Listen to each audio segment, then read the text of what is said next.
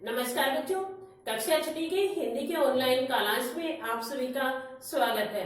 बच्चों, हम आज आपकी पाठ्य पुस्तक बसंत भाग 1 के अंतर्गत अध्याय 3 पढ़ेंगे। इसका शीर्षक है नादान दोस्त। बच्चों, नादान क्या होता है? नादान होता है ना समझ में, यानी कि जिसमें समझ की कमी होती है ना, उसको नादान बोल देते हैं। अनजाने में जो होते हैं उसको नादान बोल देते हैं। और ये कहानी है, दो भाई बहन होते हैं और उन दोनों की ये कहानी है। इसके लेखक है मुंशी प्रेमचंद जी। बच्चों, हम कहानी पढ़ने से पहले मुंशी प्रेमचंद के जीवन के बारे में पढ़ते हैं। मुंशी प्रेमचंद जो है एक कथा सम्राट एवं उपन्यास सम्राट के नाम से भी जाने जाते हैं। इनका जन्म है 31 जुलाई 1880 में वाराणसी के लम्ही नामक गांव में होता है और सन 1936 में इनका देहांत हो जाता है। जो मुंशी प्रेमचंद जी ने अनेकों उपन्यास, कहानियां, निबंध लिखी, लेकिन इन्होंने 300 से अधिक कहानियां लिखी जो मानसरोवर के 8 भाग में संकलित है। और उनमें से एक ये कहानी है हमारी नादान दोस्त। बच्चों, नादान दोस्त जो कहानी है ये मुंशी प्रेमचंद के द्वारा रचित एक बाल सुलभ क्रियाओं पर आधारित है। जैसे कि बचपन में बच्चे होते हैं ना, आपस में अपने सवाल जवाब करते रहते हैं और उन प्रश्नों के उत्तर ढूंढते रहते हैं और प्रश्नों के उत्तर ढूंढने में कई बार नादानी भी कर देते हैं और उन्हीं पर आधारित ये एक कहानी है। देखो बच्चों, कहानी इस प्रकार से, केशव और श्यामा दो भाई बहन होते हैं। केशव बड़ा होता है और श्यामा केशव की छोटी बहन होती है। इनके जो घर है, घर के कॉर्निस पर, कॉर्निस होता है छत के बाहर जो हम बारजा निकाल लेते हैं ना, उसको कार्निस बोलते हैं। कार्निस पर एक चिड़ा और एक चिड़िया अंडे देते हैं और दोनों भाई बहन सुबह उठते हैं, आंखों को मलते हुए बाहर आते हैं और चिड़िया और चिड़ा को देखने लग जाते हैं। और वो इन दोनों को देखने में इतने खो जाते हैं कि उन्हें अपने नाश्ते की भी याद नहीं रहती है, अर्थात नाश्ता करना भी भूल जाते हैं। फिर क्या होता है बच्चा, जब दोनों बच्चे उनको देखते रहते हैं तो जैसे कि बच्चे की एक जिज्ञासा होती है ना, बाल सुलभ जो क्रियाएं होती है, वैसे एक दूसरे से प्रश्न भी करते हैं। केशव बड़ा था, श्यामा आयु में छोटी थी, तो इसलिए श्यामा अपने भाई केशव से प्रश्न पूछती रहती थी और केशव भी बड़ा होने के कारण उनके प्रश्नों का कोई ना कोई जवाब भी अवश्य देता था। दोनों बच्चों के अंदर जिज्ञासा थी कि कितने अंडे होंगे, किस रंग के होंगे, कितने बड़े होंगे, उनमें से बच्चे कब निकलेंगे, उनके पर कैसे निकलेंगे। इस तरह तरह के सवाल उनके मन में जिज्ञासा बनकर उभर रहे थे, लेकिन दोनों के सवालों का जवाब देने वाला कोई नहीं था। क्यों? क्योंकि घर में माँ तो घर के कामों में व्यस्त रहती थी और उसके पिताजी जो थे, बच्चों के पिताजी थे ना, वो सारा दिन पढ़ाई लिखाई के काम में व्यस्त रहता था। इसलिए दोनों आपस में ही प्रश्न कर लेते थे और उनका उत्तर भी दे देते थे। इस तरह से 3-4 दिन तक दोनों बच्चे ये देखते रहते हैं। फिर एक दिन दोनों बच्चों को व्याकुल होते हैं। दोनों बच्चे व्याकुल क्यों होते हैं? क्योंकि उन्हें चिड़िया की भूख प्यास के बारे में सोच सोचकर परेशान होने लग जाते हैं। दोनों भाई बहन सोचते हैं कि चिड़िया जो है इतना दाना चुग चुग कर कैसे लाएगी, वो सभी बच्चों का पेट कैसे भरेगी, गर्मियों में बेचारे बच्चे भूख से प्यासे मर जाएंगे। तो इसलिए हमें इनके लिए दाना और पानी का प्रबंध करना चाहिए। ये बातें सोच रहे हैं। फिर श्यामा कहती है, भैया चिड़िया के बच्चों को धूप भी लगती होगी, लेकिन केशव ने इसके बारे में तो सोचा ही नहीं था। फिर वो धूप के बारे में सोचता कि हाँ, इनको हमें क्या करना पड़ेगा, ऊपर से छत का भी कपड़े वगैरह से इंतजाम करना पड़ेगा। इस तरह से दोनों बहन भाई उसके लिए दाना पानी के लिए और उसकी छत पर छांव करने की सोचते हैं। और इस तरह से जब दोपहर का समय होता है, उनकी माँ सो जाती है तो दोनों भाई बहन सोने का नाटक करते हैं। ऐसे लगता है जैसे कि गहरी नींद में सो गई हो, लेकिन दोनों बच्चों को नींद कहाँ आती। उनको तो चिड़िया के खाना पानी की परेशानी जो सता रही थी, वो तो सोच रहे थे कि चिड़िया के बच्चे बेचारे भूखे मर गए होंगे, उन्हें दाना देना है, पानी देना है, उनके ऊपर छांव करनी है, ये बातें सोच रहे थे। फिर धीरे से श्यामा अपनी माँ की तरफ देखती है। माँ को सोई हुई देखकर चुपके से दोनों बहन भाई कमरे की चिटकनी खोलते हैं और बाहर आ जाते हैं। जब बाहर आते हैं तो केशव तो नहाने की एक पटड़ी होती है ना, इस चौकी को ले आते हैं और फिर कमरे में जाकर मेज ले आता है और वो चौकी के ऊपर मेज रखता है और मेज पर चढ़कर बालकनी में चढ़ने की कोशिश करता है, कॉर्निस पर, ताकि उसका हाथ चला जाए, वहां जाने की कोशिश करता है। श्यामा नीचे से मेज को पकड़े हुए है। श्यामा बेचैन है कि चिड़िया के अंडे कितने होंगे, तो वह केशव से पूछती है, भैया कितने अंडे हैं? तो केशव कहता है 3 है। तो श्यामा कहती है मुझे भी देखना है, मुझे भी देखना है। तो केशव कहता है तुझे भी दिखाऊंगा, पहले तो इसके लिए कपड़ा तो लिया।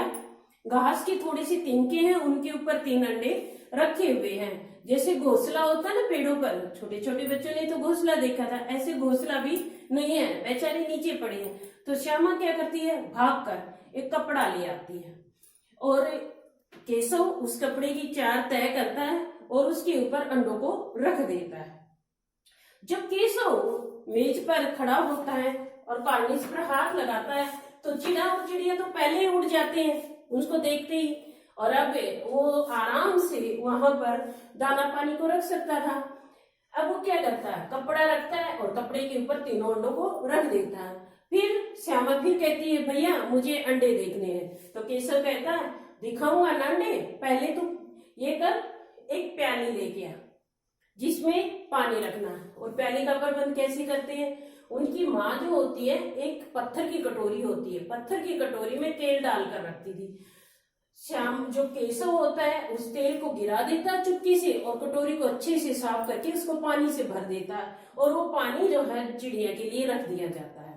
फिर श्यामा क्या करती है, चुटकी से अपनी माँ से आंखें बचाकर धीरे से चुपचाप जाती है और एक मुट्ठी चावल ले आती है और कॉर्निस पर चिड़िया के लिए चावल रख दिए जाते हैं ताकि चिड़िया को कहीं दूर ना जाना पड़े और चिड़िया के बच्चे आराम से उसे खा सके और भूख से ना मरे। ये कहानी फिर श्यामा फिर बेचैन हो जाती है और अपने भैया से कहती है भैया अब तो मुझे चिड़िया के अंडे दिखा दो। तो केशव फिर कहता है रुक, अभी जो कूड़े वाली अपनी टोकरी है ना उस टोकरी को लिया। और श्यामा भाग कर जाती है और कूड़े की टोकरी को ले आती है और केशव क्या करता है, कूड़े की टोकरी को एक ऐसे डंडा खड़ा करता है और डंडे के सहारे जैसे ऐसे डंडा खड़ा कर देता है ना और उसके सहारे उस टोकरी को ऐसे ऐसे चिड़िया के उस घोंसले के ऊपर से रख कर देता है ताकि चिड़िया को धूप वगैरह न रखे। फिर श्यामा कहती है भैया टोकरी तो बीच से टूटी हुई है। तो केशव कहता रुक, मुझे सोचने दे, मैं इसका भी कुछ इंतजाम करता हूँ। और वहां जहां से वो टोकरी टूटी हुई होती है वहां पे कागज लगा देता है और ऊपर से कपड़ा रख देता है ताकि चिड़िया को धूप ना लगे। इस तरह से दोनों बहन भाई जो है चिड़िया को पानी दाना और उसकी छत पर छाया करके दोनों के दोनों वापिस कमरे में आना ही चाहते थे। इतनी देर में उनकी माँ को आवाज सुनती है और वो खड़ी हो जाती है। उसकी माँ कमरे से बाहर आती है और दोनों बच्चों को थोड़ा गुस्से में बोलती है तुम यहाँ इतनी लू में क्या कर रहे हो, अर्थात इतनी गर्मी में तुम यहाँ क्या कर रहे हो। तो यह सुनते ही केशव थोड़ा डर जाता है कि मैंने श्यामा को अंडे नहीं दिखाए तो जरूर वो अपने बताएगी, लेकिन श्यामा अपने बड़े भाई के प्रेम के कारण उसे कुछ नहीं बताती और दोनों बच्चे कमरे के अंदर जाकर सो जाते हैं। लेकिन श्यामा थोड़ी सी परेशान होती है क्योंकि उसको चिड़िया के अंडे नहीं देखे ना, कि जब श्यामा ने कहा कि मैं चिड़िया के अंडे देखना चाहती हूँ तो केशव ने कहा गिर जाएगी और इसलिए उसको चढ़कर अंडे नहीं देखने देती है और श्यामा थोड़ी सी रोने का नाटक भी करती है और फिर चुपचाप दोनों बहन भाई जाकर सो जाते हैं। और गर्मी ज्यादा होने के कारण दोनों बहन भाइयों की आंखें लग जाती है, अर्थात वो दोनों सो जाते हैं। फिर 4 बजे अचानक श्यामा की नींद खुलती है, वो जल्दी से उठती है और बाहर निकलती है और जाकर कॉर्निस की तरफ देखती है। जब कार्निस की तरफ देखती है ना तो कार्निस के ऊपर से अंडे नीचे गिरकर टूटे हुए थे। तो श्यामा दौड़ी दौड़ी अंदर वो अपने भैया के केशव के पास जाती है और कहती है भैया चिड़िया के बच्चे उड़ गए हैं, अंडे टूटे हुए हैं और चिड़िया के बच्चे उड़ गए हैं। इस पर केशव जल्दी से आंखें खोलता है और बाहर आता है और बाहर आकर वो क्या देखता है, चिड़िया के अंडे टूटे हुए उसको मिलते हैं और उसमें से जो व्हाइट सफेद पानी सा होता है वो भी निकला हुआ होता है। तो इस पर केशव जो है श्यामा को कहता है कि जिसमें से बच्चे नहीं निकले हैं बल्कि ये तो टूट गए हैं। तो श्यामा कहती है नहीं भैया बच्चे तो उड़ गए, कहाँ गए होंगे। तो कहते हैं नहीं पगली, ये बच्चे उड़े नहीं है, इसी के तो ये जो सफेद और पीले रंग का जो अंडों के अंदर से निकला हुआ है नहीं पानी, इसी से तो बच्चे बनते हैं, ये तो नीचे गिरकर टूट गए। फिर श्यामा सोचती है कि कहीं भैया ने बच्चों इन अंडों को अच्छी तरह नहीं रखा होगा इसीलिए नीचे गिर के टूट गए होंगे ना। फिर इतनी देर में क्या होता, उसकी मम्मी बाहर आती है और दोनों बच्चों को इस तरह रोते हुए उदास देखकर उनसे पूछती है कि क्या हुआ। इस बार श्यामा चुप नहीं रहती है। वो सोचती है कि उसके भाई ने अंडों को अच्छी तरह से नहीं रखा और इसीलिए अंडे नीचे गिर के टूट गए। अब उसको उसकी सजा मिलनी ही चाहिए। और श्यामा रोते हुए अपनी माँ को सारी बातें बता देती है। इस पर उसकी माँ केशव को और श्यामा को कहती है कि यदि तुम अंडों को हाथ लगाओगे तो चिड़िया उनको सेती नहीं है। और तुमने क्या किया? तो केशव कहता है, जब मैंने इनको अंडों को उठाकर कपड़े पर रख दिया था तो चिड़िया वहां से तो उड़कर चली गई थी। तो इस पर माँ कहती कि ये तुमने बहुत बड़ी गलती की। यदि हम अंडों को हाथ लगाते हैं तो अंडे गंदे हो जाते हैं और चिड़िया उनको सेती नहीं है। इस तरह से ये 3 बच्चों के पाप का हिस्सेदार तुम हो, तुम्हें इन 3 बच्चों का पाप लगेगा। इस पर केशव उदास हो जाता है और यह देखकर उसकी माँ हंसने लग जाती है। लेकिन माँ तो हंसने लग जाती है, केशव को यह पश्चाताप कई दिनों तक रहता है कि आखिर उसने 3 बच्चों की हत्या कर दी।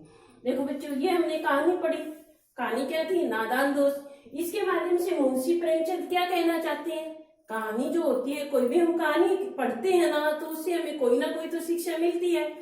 इसके माध्यम से हम बच्चों को क्या शिक्षा देना चाहते हैं? बच्चों को शिक्षा देना चाहते हैं कि कई बार हम हमारी बाल सुलभ क्रियाओं के कारण कुछ प्रश्नों के उत्तर ढूंढने की खोजने की कोशिश करते हैं, लेकिन अनजाने में ही हम गलती कर बैठते हैं। जैसे केशव ने चिड़िया के बच्चों को हाथ लगाकर गलती की ना, चिड़िया ने बच्चों को सेया ली और चिड़िया के अंडे नीचे गिरकर टूट गए।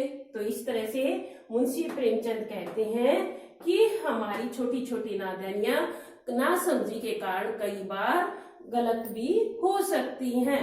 तो बच्चों, ये तो था हमारा नादान दोस्त पाठ की कहानी जो हमने आज पढ़ ली। अब इस पाठ के कुछ प्रश्न उत्तर है, हम उनके अभ्यास के प्रश्न उत्तर की तरफ चलते हैं। देखो बच्चों, प्रश्न नंबर 1 है हमारा, इसकी तरफ देखो।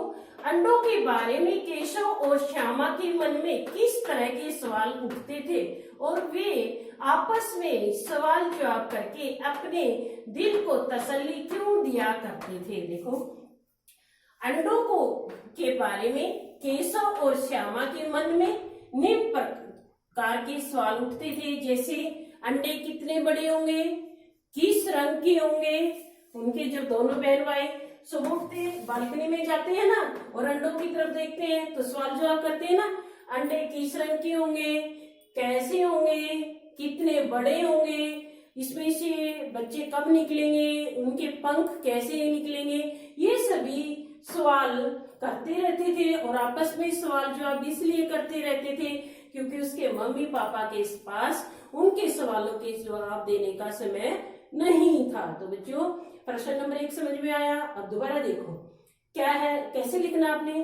केशव और श्यामा के मन में सवाल उठते थे कि अंडों का आकार कितना बड़ा होगा, किस रंग के होंगे, बच्चे कैसे निकलते होंगे और उसमें से पंख कैसे, बच्चों के पंख कैसे निकलते होंगे। और इस तरह के सवाल जवाब करके आपस में ही उत्तर क्यों देते रहते थे? क्योंकि उनके माता पिता के पास उनके सवालों के जवाब देने का समय नहीं था। अब प्रश्न नंबर 2 पर चलते हैं। देखो बच्चों, केशव ने श्यामा से चिथड़े, टोकरी और दाना पानी मंगवा कर कार्निश पर क्यों रख दिया? देखो बच्चों, क्यों रख दिया? केशव और श्यामा को चिड़िया के बच्चों के भूख प्यास की चिंता रहती थी कि कहीं बच्चे भूख प्यास से मर ना जाए, इसलिए केशव ने श्यामा से चिथड़े, टोकरी और दाना पानी मंगवाकर कॉर्निश पर रख दिया ताकि चिड़िया को कहीं दूर ना जाना पड़े। तीसरे प्रश्न पर चलते हैं। देखो, केशव और श्यामा ने चिड़िया के अंडों की रक्षा की या नादानी? देखो, केशव और श्यामा ने चिड़िया के अंडों की रक्षा करनी चाहिए, लेकिन अनजाने में ही उनसे नादानी हो गई क्योंकि बच्चे छोटे थे, उन्हें नहीं पता था ना कि चिड़िया के अंडों को हाथ लगाने से चिड़िया उनको सेती नहीं है, इसलिए उनकी रक्षा करने की उस चाहत में उनसे नादानी हो गई, जिससे बाद में केशव को पछताना भी पड़ा। तो बच्चों, ये था आज का हमारा नादान दोस्त नामक पाठ 3 जो संपूर्ण हुआ।